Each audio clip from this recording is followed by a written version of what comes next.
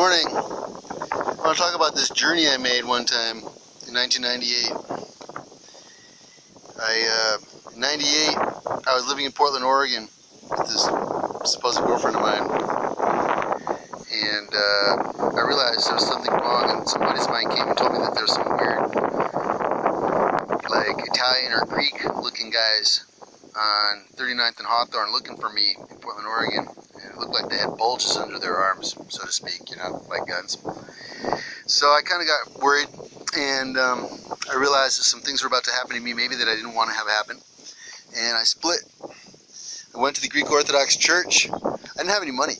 So I went to the Greek Orthodox Church, and I told Father Dimitri all my story. And he took a couple hours to confirm it all. And he came back into his office where I was sitting, and I was like really distraught. And he told me he was going to help me, and the church was going to help me. And so they got me out of Dodge. The Greek Orthodox Church paid for my plane ticket to Costa Rica, and the Greek Orthodox Church put money in my pocket to stay in Costa Rica and said, "Go forth, my son." And they didn't tell me what to do either. So on my plane ride to Costa Rica, in September 16th, 1998, there was a volcanic eruption in Guatemala City as our plane was arriving to make a stopover.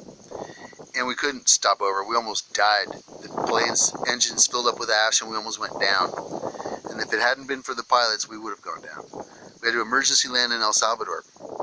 And it was then that I realized how much power I had too, because I was the guy, I was the spokesperson for the plane. I said, nobody get off the plane. The plane's, there's nothing wrong. We shouldn't be having to get off in El Salvador. We're on sovereign American soil, blah, blah, blah. And so eventually the plane continued on to Costa Rica, and we landed in Costa Rica.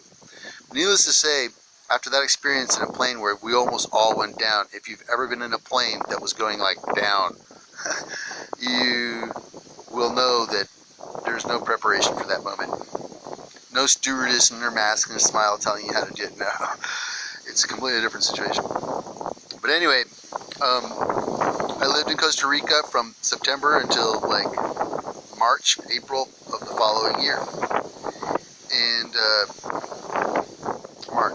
end of March. And I ended up living at this place where I was being surrounded and gaslighted and tricked by other people. It was pretty bad. But, and actually during my whole time in Costa Rica, I don't think my family left me alone. There was people who were sent to be with me. The people in Costa Rica told me about it. In so many words. Yeah. And later in life, I went back and found out the truth about it. It's pretty bad. I was spied on in that time, but it's okay. I went and lived in the jungle. And when I decided it was time for me to come back, I hitchhiked because I didn't want to fly. I didn't have any money. And so I had $50. I had $50 and a little bit of pot. And so I hitchhiked through Costa Rica. I stayed in Cartagena, and I had a Red Cross credential because I had been working with the Red Cross. And I had also gotten a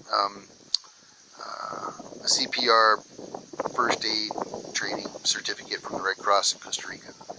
And then I stayed in the Red Cross unit in Cartagena one night, and then I hitchhiked out of there, and I got to northern Costa Rica, and I had very little money, and I got to the border of Nicaragua, and there was a German guy coming in from Nicaragua, and he was like, "Hey, do you know where I can get me pot?" And I was like, "Here, take this. I don't need this. I'm about to cross the border." And so I gave him the pot, and he was happy, and he gave me some money, and I continued into Nicaragua. And I caught a ride to Managua. And if you've ever been in Managua, Nicaragua, even back then at that time, it was a scary place, scary. And it was like 6 at night, and I got on this bus for a place called Chinandega, and which is about 3-4 hours up the Pan American Highway. So it was already getting late, the sun was going down, and I said, I gotta just get on this bus, I'm gone. And I got on this bus for Chinandega. And later in life I went back to Chinandega just to see what it was like. And I arrived at night, and I got to a Red Cross facility, and I stayed there on the floor, and I woke up in the morning and I continued my journey.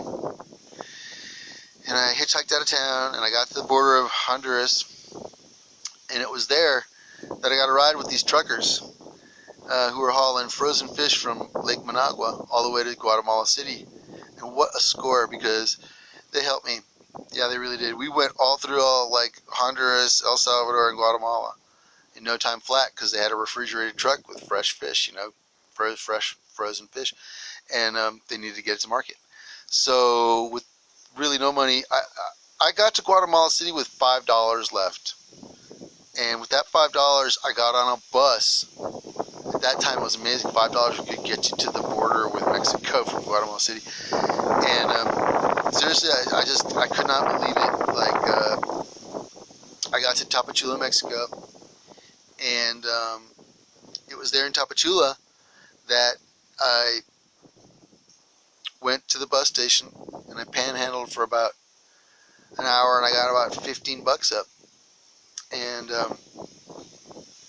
this is going to be a two-parter, and because this is kind of an interesting story and it's long. But when I got to Tapachula, I got the 50 bucks up, and I started walking out of town, and I said, I just need a sign. I need a sign to say either I go forward or I go back. And I'd already been, I'd already known about how truckers will help you. You just got to go find out where their truck stops are. So at that moment in time, I found on the street a 10 peso coin, which back then it was a whole dollar. And I said, okay, this is my sign. I'm going to cross the road and go back to town. And a taxi went by in that moment, so I hailed him and I said, stop. And I get in the taxi, and I asked him, hey, where are all the truckers stop? He goes, oh, I know where you need to go. So he takes me and he says, ask for this guy named Isau. And so I'll tell you the next segment, in the next segment about Isau.